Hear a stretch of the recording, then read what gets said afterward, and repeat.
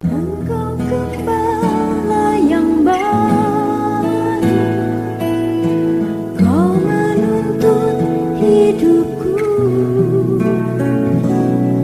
dan bawaku ke air tenang, menyegarkan jiwaku. Salam, selamat malam. Salam sejahtera dan bahagia kiranya memenuhi kehidupan kita dan perhimpunan ibadah doa penyembahan malam ini lewat pembukaan firman Tuhan yang akan melawat setiap kehidupan kita. Puji Tuhan, selamat datang kepada Bapak Pendeta, Mama Hib dan Ibu bersama-sama beribadah lewat doa penyembahan. Saya juga tidak lupa menyapa umat Tuhan, bahkan hamba-hamba Tuhan yang sedang mengikuti pemberitaan firman Tuhan dimanapun Anda berada, lewat video internet, YouTube, Facebook. Kiranya Tuhan memberkati kita sekaliannya. Sebab itu kita mohon, lewat doa kita mohon kepada Tuhan supaya kiranya Tuhan bukakan firman-Nya bagi kita, untuk selanjutnya membawa kehidupan kita menjadi suatu kehidupan misbah dupa, kehidupan doa di hari-hari terakhir ini. Puji Tuhan, kita kembali memperhatikan firman penggembalaan untuk ibadah doa penyembahan dari surat yang dikirim oleh Rasul Paulus kepada jemaat di Kolose, pasal yang ketiga, ayat yang keempat. Demikian firman Tuhan. Ya. Carilah perkara yang di atas. Carilah perkara yang di atas. Puji Tuhan. Silakan. Apabila Kristus yang adalah hidup kita menyatakan diri kelak, kamu pun akan menyatakan diri bersama dengan Dia dalam kemuliaan. Puji Tuhan. Terlebih dahulu kita memperhatikan kalimat dari ayat ini. Apabila Kristus yang adalah hidup kita. Apabila Kristus yang adalah hidup kita. Singkatnya, Kristus adalah hidup kita. Amin, saudaraku. Singkatnya, Kristus adalah hidup kita. Puji Tuhan. Efesus 1 ayat 22 sampai 23. Singkatnya, Kristus adalah hidup kita, bukan yang lain-lain. Berkaitan dengan itu, Efesus 1 ayat 22 sampai dengan ayat 23. Demikian firman Tuhan. Ya.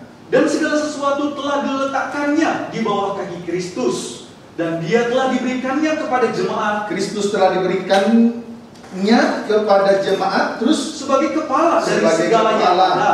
Ayat 23. Jemaat yang adalah tubuhnya, yaitu kepenuhan Dia yang memenuhi semua dan segala sesuatu. Puji Tuhan.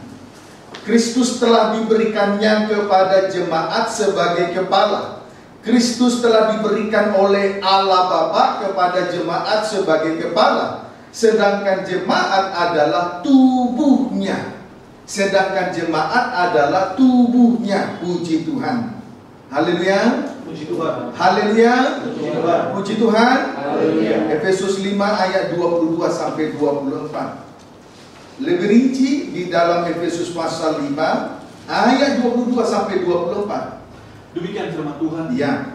Kasih Kristus adalah dasar hidup suami istri. Puji Tuhan. Terus, Hai istri, tunduklah kepada suamimu seperti kepada Tuhan. istri tunduk kepada suami seperti kepada Tuhan, bukan seperti pengertian manusia duniawi. Terus, karena suami adalah kepala istri, ya, sama seperti Kristus adalah kepala jemaat. ya. Dialah yang menyelamatkan tubuh. Terus, Karena itu, sebagaimana jemaat tunduk kepada Kristus, ya, demikian jugalah istri kepada suami dalam segala sesuatu. puji Tuhan. Kristus adalah kepala jemaat. Dialah yang menyelamatkan tubuh. Amin. Amin. Kristus adalah kepala jemaat. Dialah yang menyelamatkan tubuh. Syaratnya jemaat sebagai istri mendahulukan dirinya di dalam ketundukan kepada Kristus sebagai suami. Puji Tuhan. Syarat di dalam penyelamatan, jemaat sebagai istri mendahulukan dirinya di dalam ketundukan kepada Kristus sebagai suami. Amin, saudaraku. Amin. Puji Tuhan. Kolose 3 ayat 18.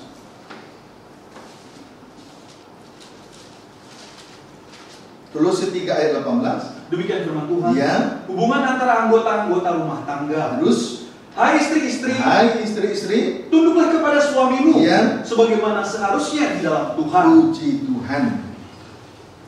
Istri-istri harus tunduk kepada suaminya. Ya. Demikianlah seharusnya seorang istri hidup di dalam Tuhan.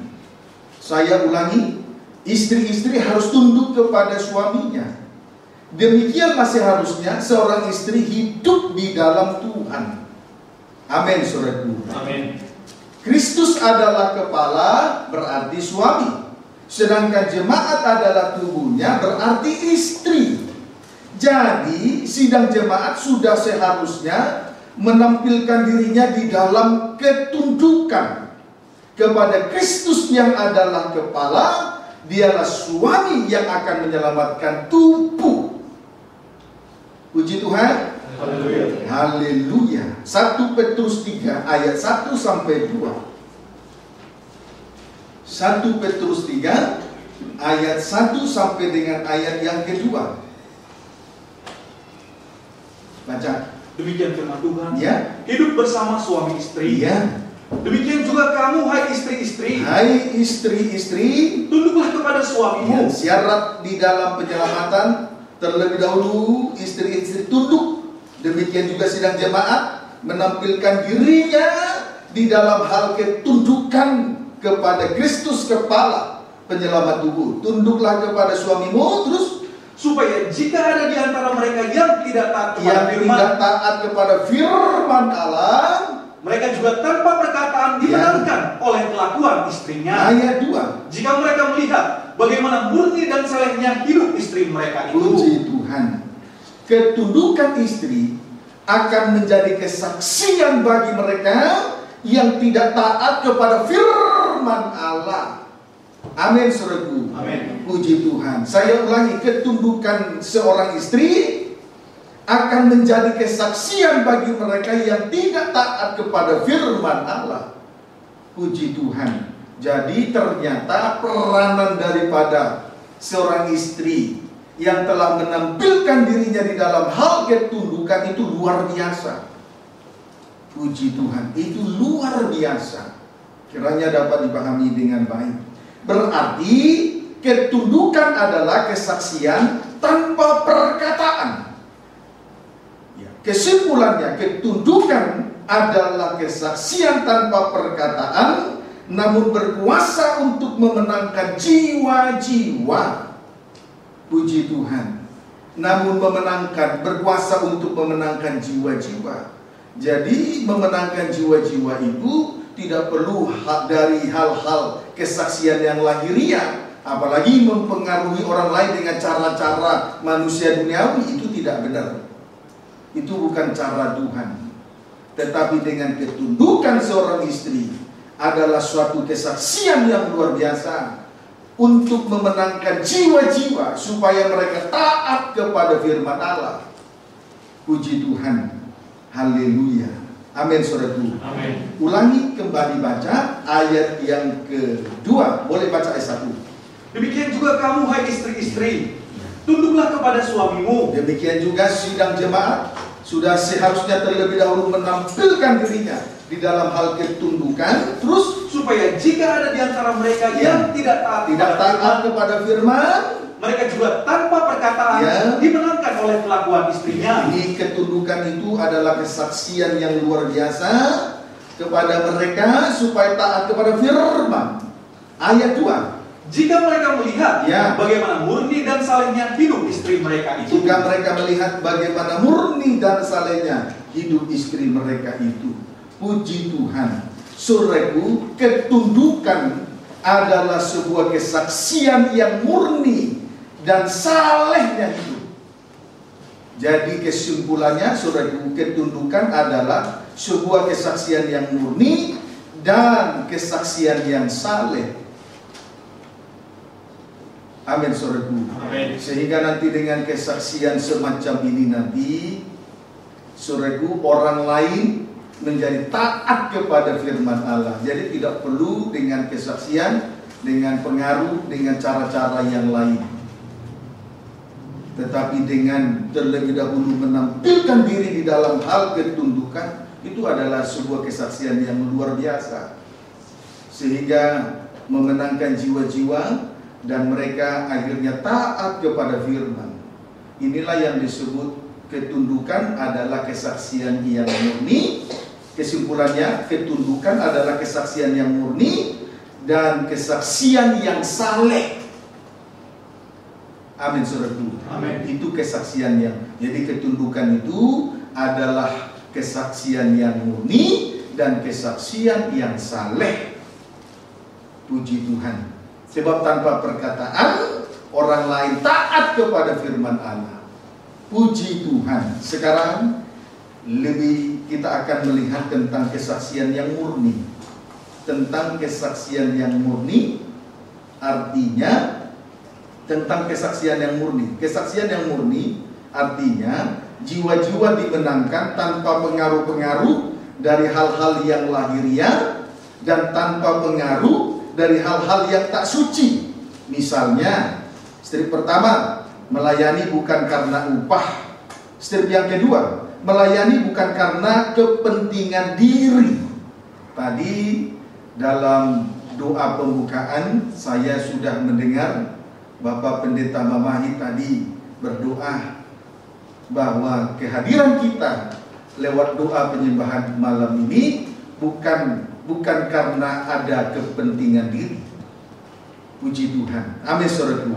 Itulah kesaksian yang murni. Kisah Rasul 24 ayat 13 sampai 16. Kisah Rasul 24 ayat 13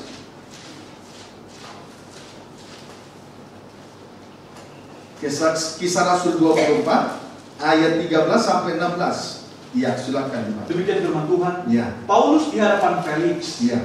Dan mereka tidak dapat membuktikan kepadamu Ya. apa yang sekarang dituduhkan mereka kepada diriku. Ya, ini pembelaan Rasul Paulus di hadapan Felix di Yerusalem. Ayat 14. Tetapi aku mengakui kepadamu Ya. bahwa aku berbakti kepada Allah nenek moyang kami Bakti kepada Allah, terus dengan menganut jalan Tuhan, ya, yaitu jalan yang mereka sebut sekte. sekte, terus Aku percaya kepada segala sesuatu percaya kepada segala sesuatu yang ada tertulis dalam hukum Taurat yang tertulis dalam hukum Taurat. dan dalam kitab nabi-nabi. Ayat 15. Aku menaruh pengharapan kepada Allah, Menaruh pengharapan kepada Allah, sama seperti mereka juga, terus bahwa akan ada kebangkitan semua orang mati, kebangkitan semua orang mati.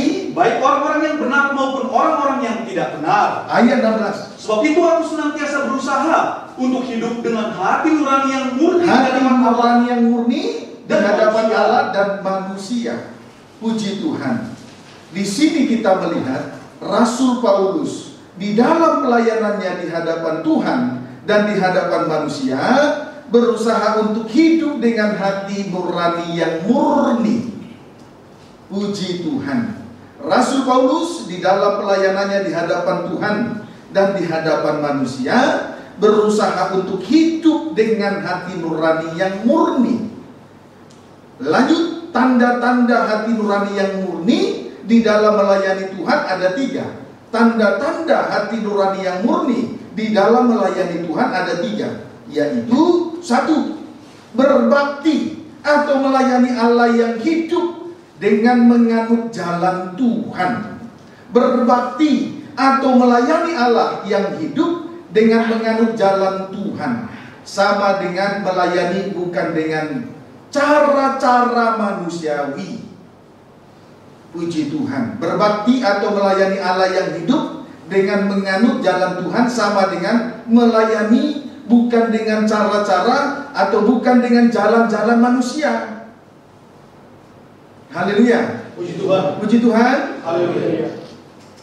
2. Percaya kepada segala sesuatu yang tertulis dalam hukum Taurat dan dalam kitab nabi-nabi. 2. Percaya kepada segala sesuatu yang tertulis dalam hukum Taurat dan dalam kitab nabi-nabi.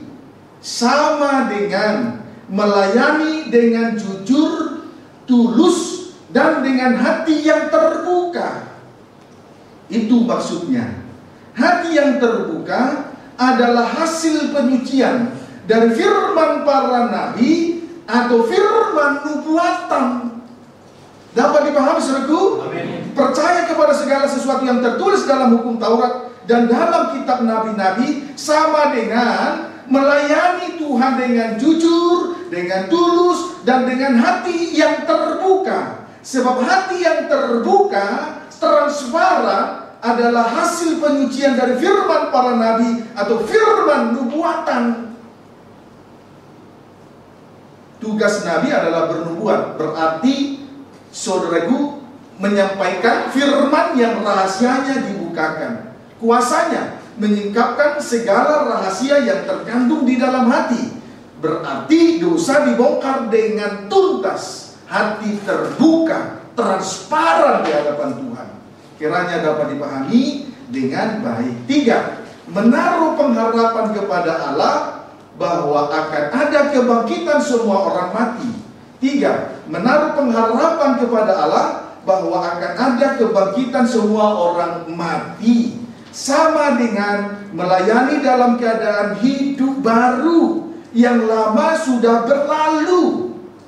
Amin saudaraku. Amin. Puji Tuhan. Haleluya. Kiranya dapat dipahami dengan baik.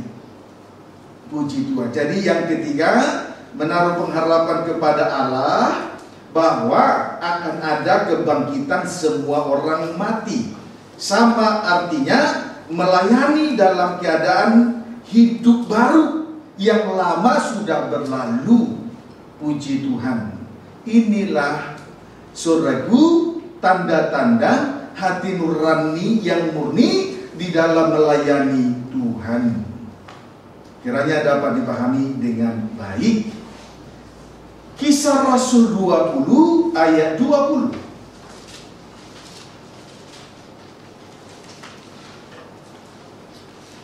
Kisah Rasul 20 ayat yang ke-20. Boleh baca dulu ayat 19. Demikian firman Tuhan. Ya. Perpisahan Paulus dengan para penatua jemaat Efesus. Ya. Dengan segala rendah hati, Ya. aku melayani Tuhan. Ya. Dalam pelayanan itu aku banyak mencucurkan air mata. Terus Dan banyak mengalami pencobaan dari pihak orang Yahudi yang mau membunuh aku. puji Tuhan. Rasul Paulus melayani Tuhan dengan segala kerendahan hati, sedangkan air mata menjadi saksi bisu dari kerendahan hatinya. Di sini kita melihat bahwa Rasul Paulus melayani Tuhan dengan segala kerendahan hatinya, dan air mata menjadi saksi bisu dari kerendahan hatinya.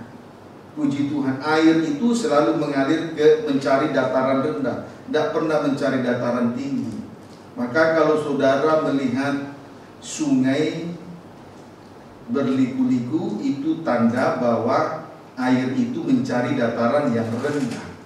Jadi di sini betul-betul Rasul Paulus melayani Tuhan di dalam kerendahan hatinya. Air mata menjadi saksi bisu dari kerendahan hatinya. Puji Tuhan. Sekarang tanda kerendahan hati di dalam melayani Tuhan, siap menghadapi ancaman maut. Boleh baca kembali ayat 19. Dengan segala rendah hati aku melayani Tuhan. Ya.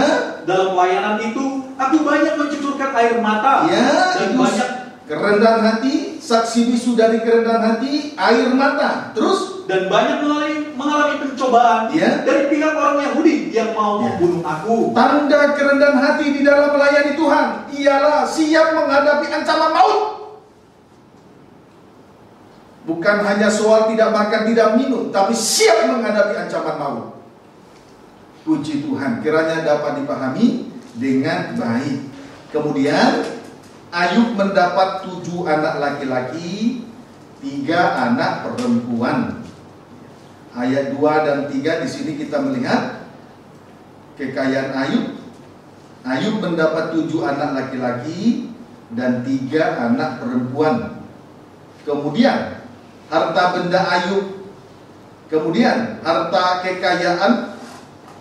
benda dan kekayaan Ayub antara lain: istri pertama 7.000 ekor kambing domba, kemudian 3.000 ekor unta, kemudian 500 pasang lembu, Kemudian 500 keledai betina dan budak-budak dengan jumlah yang besar.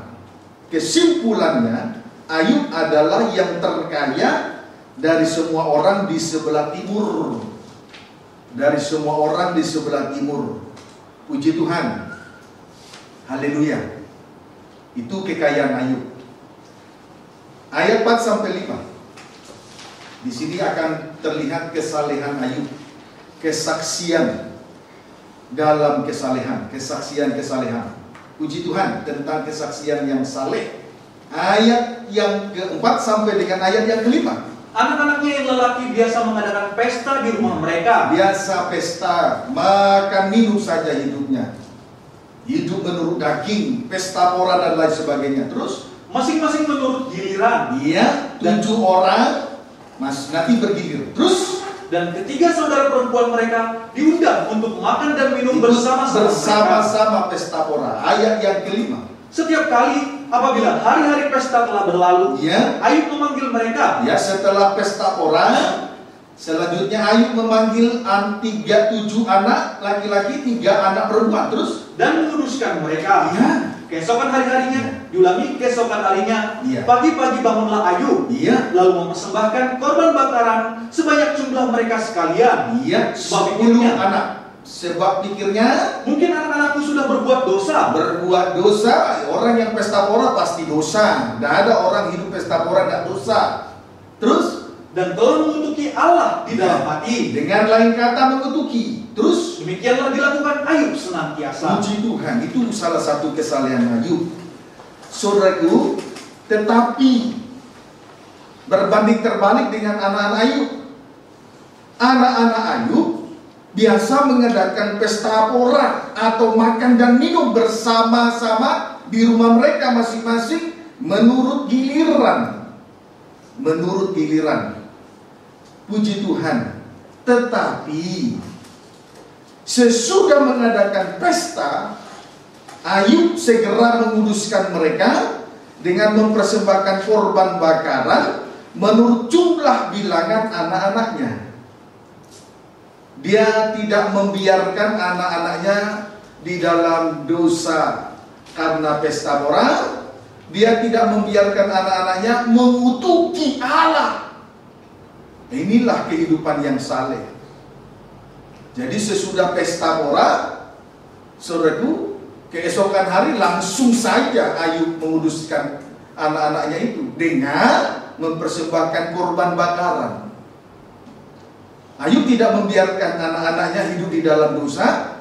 Ayub tidak membiarkan anak-anaknya untuk terus mengutuki Allah. Mengutuki Allah berarti sama artinya menyangkal salib. Sama dengan menyangkal salib. Kiranya dapat dipahami dengan baik.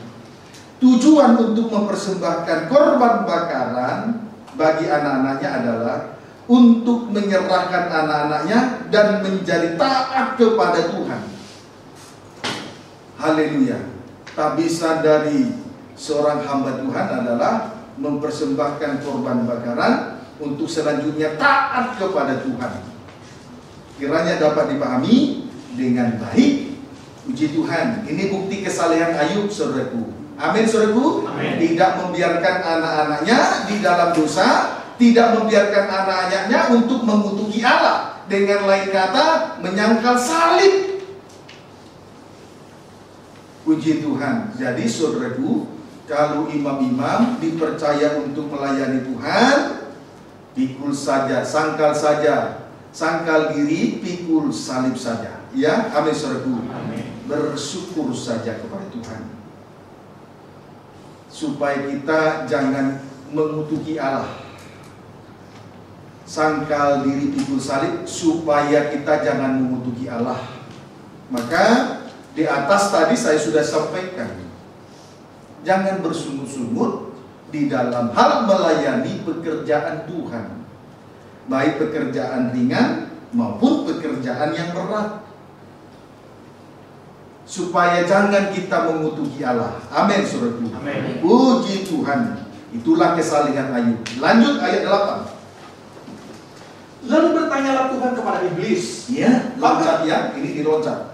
Setelah iblis mengelilingi dunia ini menjelajah seperti singa yang mengaum mencari mangsa yang dapat ditelannya. Ayat 8. Lalu bertanyalah Tuhan kepada iblis, Ya. apakah engkau memperhatikan hambaku Ayub? Ya. Sebab tiada seorang pun di bumi seperti dia, Ya. yang demikian saleh dan Saleh, jujur, yang takut akan takut Allah, dan menjauhi puji kejahatan. Tuhan. Tuhan sendiri juga mengakui kesalehan Ayub kepada iblis. Tuhan sendiri betul-betul mengakui kesalehan Ayub kepada iblis. Puji Tuhan. Ayat 12 langsung loncat. Maka firman Tuhan kepada iblis, Ya. nah, segala yang dipunyainya ada dalam kuasamu. Ada dalam kuasamu. Terus, Hanya janganlah engkau mengulurkan tanganmu terhadap dirinya. ya, terus. Kemudian pergilah iblis dari hadapan Tuhan. Puji Tuhan. Haleluya. Firman Allah kepada iblis, segala yang dia punyai ada dalam kuasamu. Hanya janganlah engkau mengulurkan tanganmu terhadap dirinya. Pendeknya, kesalehan Ayub dicobai oleh iblis atas seizin Tuhan. Jadi di sini kita melihat pada akhirnya kesalehan Ayub dicobai oleh iblis atas seizin Tuhan. Tadi Tuhan berkata kepada iblis, segala yang dia punyai ada dalam tanganmu. Itu bisa kita lihat antara lain Ayub mempunyai 7 orang anak laki-laki dan 3 orang anak perempuan, ayat 2. Kemudian Ayub mempunyai harta benda, harta kekayaan, antara lain kambing domba, kemudian unta, lembu, dan keledai, dan lain sebagainya. Puji Tuhan. Itulah harta yang dia punyai. Amin, saudaraku. Amin. Semuanya itu pada akhirnya lenyap seketika. Sebab Tuhan sudah berkata kepada iblis di ayat 22, segala yang dipunyainya ada dalam kuasamu. Hanya janganlah engkau mengulurkan tanganmu terhadap dirinya.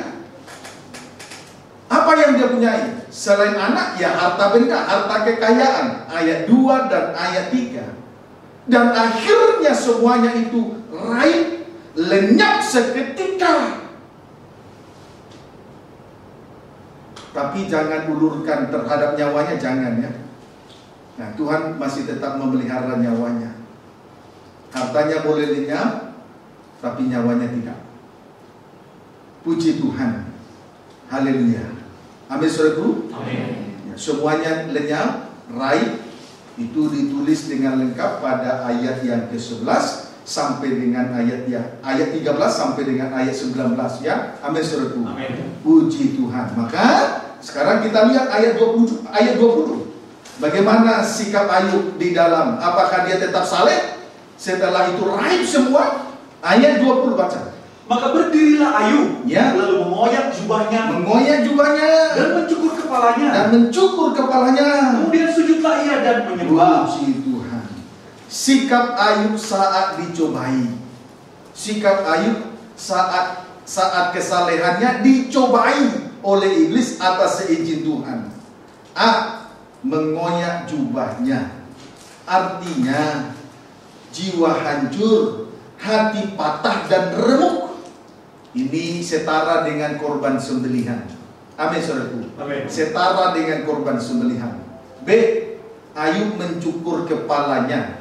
Artinya Ayub merasa hina dan tidak layak di hadapan Tuhan. Biasanya orang kalau menghadapi ujian, cobaan, tidak pernah merasa diri, tidak akan pernah berpikir bahwa dia tidak layak. Justru sebaliknya, dia akan menuntut dan bersungguh-sungguh kepada Tuhan. Tapi di sini kita melihat ia mencukur kepalanya, merasa hina, tidak layak di hadapan Tuhan. Saudaraku, dalam keadaan susah, harta sudah lenyap, dia mencukur rambut. Puji Tuhan, merasa diri hina, tidak layak.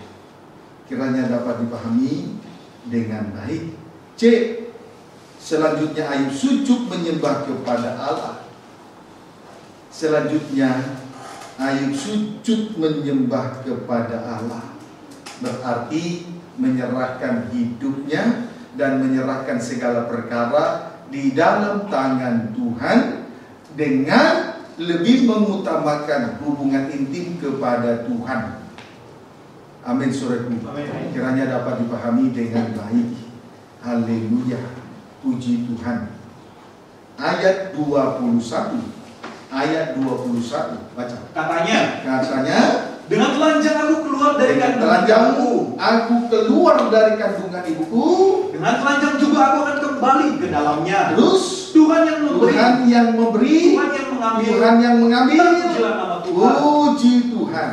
Selanjutnya Ayub berkata, di dalam kesalehannya Ayub berkata, dengan telanjang aku keluar dari kandungan ibuku. Dengan telanjang juga aku akan kembali ke dalamnya.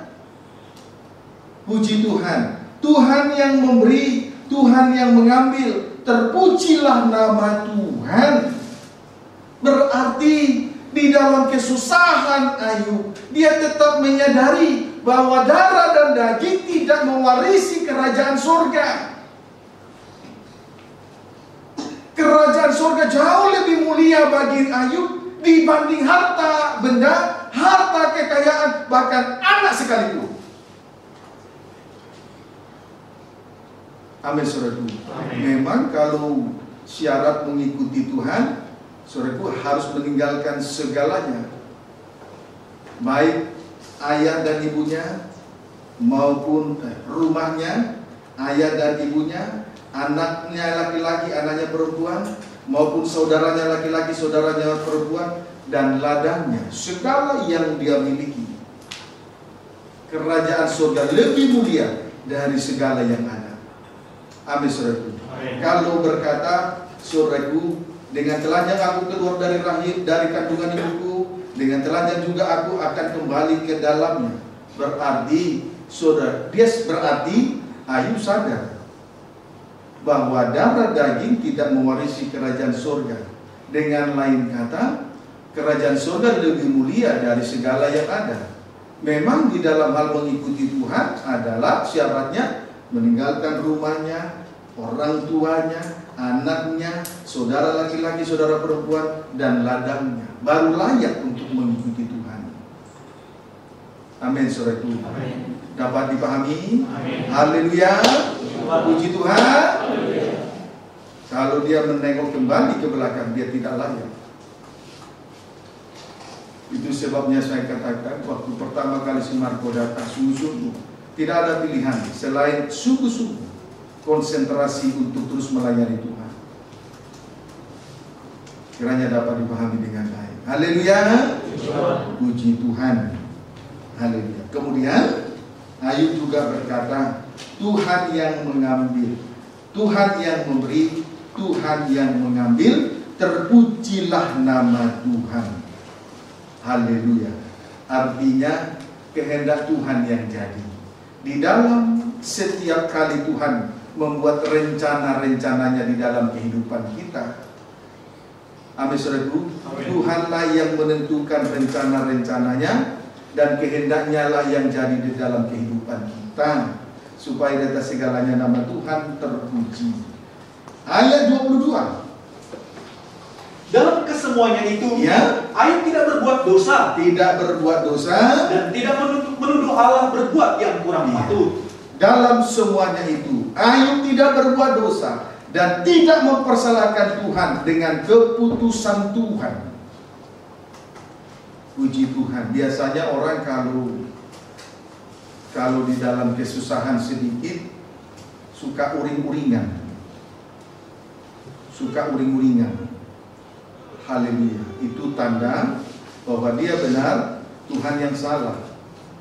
Tetapi di sini dalam semuanya itu Ayub tidak berbuat dosa dan tidak mempersalahkan Tuhan dengan keputusan Tuhan. Amin, saudara. Puji Tuhan. Berarti di sini kita melihat bahwa kesaksian Ayub di dalam kesalehannya betul-betul terpuji. Amin, saudaraku. Puji Tuhan. Ketundukan itu adalah kesaksian yang murni. Ketundukan itu juga merupakan kesaksian yang saleh. Puji Tuhan. Tidak berhenti sampai di situ. Lanjut. Ayub 2. Ini babak pertama. Tadi Ayub, kesalehan Ayub diuji oleh iblis atas izin Tuhan. Sekarang kita lihat babak kedua. Ayub 2 ayat 7. Kemudian iblis pergi dari hadapan Tuhan, Ya. lalu ditimpanya Ayub dengan bara yang busuk, Ya. dari telapak kakinya sampai ke batu kepalanya. Kesalehan Ayub diuji untuk yang kedua kalinya atas izin Tuhan dengan bara yang busuk dari telapak kakinya sampai ke batu kepalanya. Puji Tuhan, ini ujian terhadap kesalehan Ayub yang kedua. Ayub 8. Lalu Ayub mengambil sekeping beling Ya. untuk menggaruk-garuk badannya, Ya. sambil duduk di tengah-tengah abu. Puji Tuhan. Sikap Ayub terhadap ujian yang kedua ialah Ayub mengambil sekeping beling untuk menggaruk-garuk badannya. Untuk menggaruk-garuk badannya. Puji Tuhan. Sambil duduk di tengah-tengah abu. Sambil duduk di tengah-tengah abu. Puji Tuhan, saudaraku. Ketika bara, saudaraku, ketika bara yang busuk dari telapak kakinya sampai kepada batu kepalanya menimpa Ayub, saudaraku, yang dia ambil pertama-tama adalah sekeping beling. Sekeping beling. Tujuannya adalah untuk menggaruk-garuk badannya. Kalau orang kaya, sekalipun pada akhirnya miskin, tidak akan pernah memungut beling, memungut sampah, menjadi pemulung. Tetapi di sini kita melihat bahwa Ayub luar biasa rendah hati. Dia mengukur dirinya hanya sebatas rongsokan saja, kehidupan yang tidak berarti di hadapan Tuhan. Dia tidak gengsi, dia tidak rendah hati, dia tidak sombong, dia tidak malu di dalam hal merendahkan diri. Dapat dipahami, saudaraku? Ada yang malu melayani memikul salib, memikul gitar, alat musik, dipikul-pikul. Ada yang malu? Kalau malu, belajarlah malam ini. Amin, saudara. Belajarlah malam ini. Puji Tuhan. Kiranya dapat dipahami. Tidak berhenti sampai di situ. Sambil duduk di tengah-tengah abu. Sambil duduk di tengah-tengah abu. Kembali Ayub menyatakan dirinya di hadapan Tuhan sebagai manusia hina, setara dengan debu tanah yang hina. Puji Tuhan. Tidak layak, setara dengan debu tanah yang hina. Kiranya dapat dipahami dengan baik. Amin, saudaraku. Puji Tuhan. Sekarang kita lihat sikap istri. Ayat 9. Maka berkatalah istrinya kepadanya, Ya. masih bertekunkah engkau dalam kesalehanmu? Ya. Kutukilah Allahmu dan matilah. Ya. Sikap istri Ayub. Di sini kita melihat dari perkataannya, masih bertekunkah engkau dalam kesalehanmu? Kutukilah Allahmu dan matilah. Kesimpulannya dari perkataan ini, istri Ayub tidak tahan atas ujian demi ujian yang dialami oleh Ayub. Biasanya kalau suami istri di dalam melayani Tuhan, kalau suaminya saleh, istrinya juga saleh. Amin. Amin. Kalau suaminya saleh, istrinya juga pasti saleh. Puji Tuhan. Tetapi kenyataannya istri Ayub tidak tahan atas ujian demi ujian yang dialami oleh Ayub. Bahkan istri Ayub berkata, satu, kutukilah Allahmu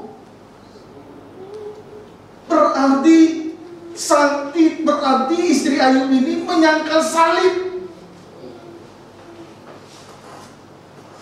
Mengutuki Allah itu sama artinya menyangkal salib. Persis seperti Petrus. Ketika dia menyangkal salib sebanyak 3 kali, di situ dia mengutuki Allah. Jadi ternyata kesalehan istri Ayub tidak teruji. Dia saleh hanya saat ketika Ayub diberkati oleh Tuhan. Jadi anak sama saja dengan ibu, sama-sama mengutuki Allahnya. Anak dan ibu sama. Tadi sudah kita lihat di ayat 5 bahwa anak-anak Salut, Ayub seorang yang suka berbuat dosa dan mengutuki Allah. Dan di sini pun istri Ayub seorang yang suka mengutuki Allah. Tidak kuat di dalam menyangkal diri dan memikul salib. Dia saleh saat Ayub diberkati saja, titik. Bahaya kalau istri atau ibu gembala semacam ini tidak menjadi teladan bagi sidang jemaat, tidak dapat memenangkan jiwa-jiwa. Puji Tuhan. Kemudian tidak berhenti sampai di situ. Istri Ayub berkata, matilah. Apa arti mati? Sama dengan bunuh diri. Orang yang bunuh diri tidak masuk surga. Berarti istri Ayub suka melihat Ayub tidak masuk surga. Dapat dipahami saudara? Puji Tuhan. Haleluya. Berbanding terbalik dengan pelayanan Rasul Paulus. Kesaksian yang murni tadi sudah kita lihat. Dia menaruh kepada Allah karena Allah membangkitkan semua orang mati. Masih ada harapan. Amin saudaraku. Puji Tuhan. Kiranya dapat dipahami dengan baik. Jadi ironis sekali kehidupan dari istri Ayub ini. Dia saleh saat suaminya diberkati saja. Puji Tuhan. Ayat 10. Tetapi jawab Ayub kepadanya, Ya. engkau berbicara seperti perempuan gila. Ya. Terus? Apakah kita mau menerima yang baik dari Allah, Ya. tetapi tidak mau menerima yang buruk? Ya. Dalam kesemuanya itu Ayub tidak berbuat dosa dengan bibirnya. Puji Tuhan.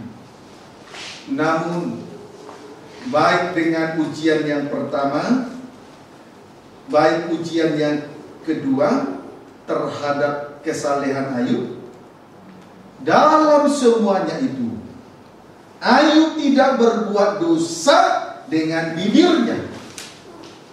Bibir Ayub tidak sama dengan bibir istrinya. Tadi bibir istrinya tadi kita melihat bibir istrinya di ayat 9 berkata, masih bertekunkah engkau dalam kesalehanmu? Kemudian bibir istrinya berkata kembali, kutukilah Allahmu dan matilah. Tapi saudaraku, dalam kesemuanya itu Ayub tidak berbuat dosa dengan bibirnya. Bibir Ayub bersih, tidak seperti bibir istrinya. Bibir yang tidak saleh itu sangat menyakiti hati suami. Kristus kepala, dia suami.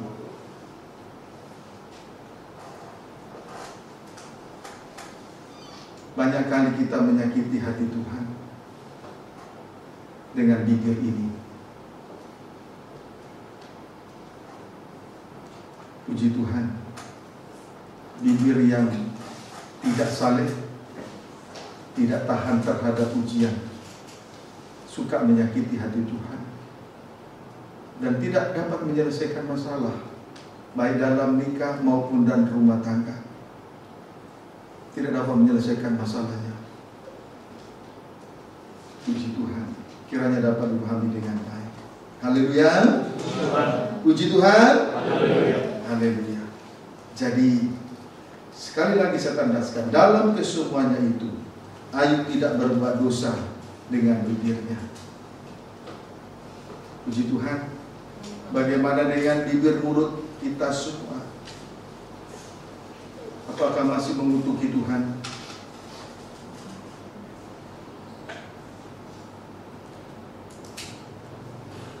Puji Tuhan. Jangan putus asa, jangan kecewa, lekas kecewa, dan jangan patah semangat. Orang yang mudah kecewa ketika dikecewakan dan mudah putus asa saat melihat tidak ada jalan lagi. Orang semacam ini adalah orang yang suka menyakiti hati Tuhan. Tetapi bibir Ayub tidak, bersih, tidak mempersalahkan Tuhan dengan segala keputusan yang dibuat oleh Tuhan, dengan segala rencana-rencana yang dibuat Tuhan di dalam diri Ayub. Bibirnya bersih.